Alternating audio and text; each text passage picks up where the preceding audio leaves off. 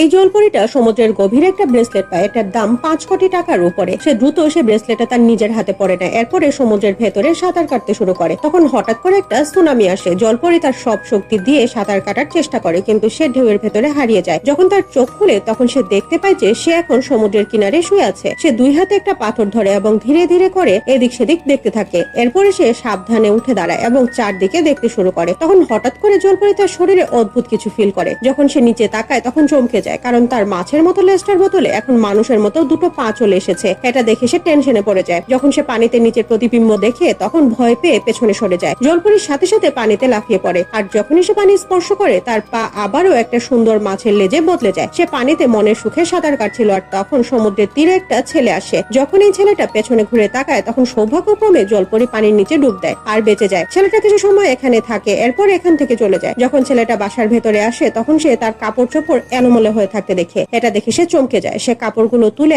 আলমারিতে রাখতেই যাচ্ছিল তখন সে এখানে মানুষের পা দেখতে পায়। তাই ভয় পেয়ে সে মাটিতে পড়ে যায়। সে কাপড়গুলো সরায় আর সেখানে সেই জলপরীকে দেখতে পায় যে এতক্ষণ সমুদ্রে সাঁতার কাটছিল। এই জলপরীটা ছেলেটার বাসায় খাবার খোঁজার জন্য এসেছে। ছেলেটা ভয় পেয়ে জিজ্ঞেস করে, তুমি কি আর এখানে কি করছো? কিন্তু জলপরী চুপ করে থাকে, কারণ সে মানুষের মতো কথা বলতে পারে না।